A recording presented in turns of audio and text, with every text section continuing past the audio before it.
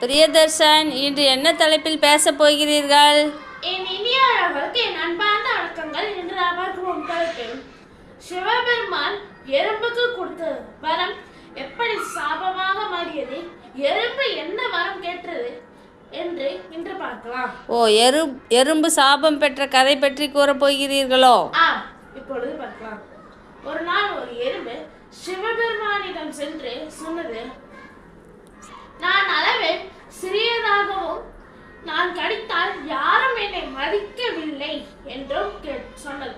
அதற்கு சிவபெருமான் இப்பொழுது என்ன செய்ய வேண்டும் கேட்டபோது, எனக்கு நீங்கள் ஒரு வரம் தர வேண்டும் என்று எறும்பு சொன்னது. சிவபெருமான் என்ன வரம் என்று கேட்டார். எறும்பு சொன்னது, நான் கடித்த உடனே இறந்து விட வேண்டும் என்று கேட்டது.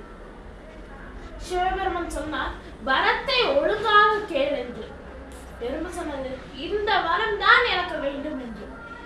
சரி, அப்படியே ஆகட்டும் என்று சொல்லி அவ்வரத்தை தந்து விட்டார். அடுத்த நொடியே ஒரு மனிதனை போய் அந்த எறும்பு கடித்தது.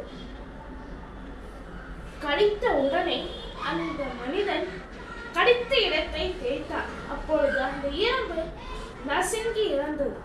இப்படித்தான் சிவபெருமான் எறும்பு கொடுத்த வரம் சாபமாய் மாறியது என்பதால் எறும்புக்கே இந்த கதி என்றால் நமக்கு மனிதராகிய நாம் யாரோடையும் சிந்தித்து நிதானமாக சொல்ல வேண்டும் அல்லது பேச வேண்டும்.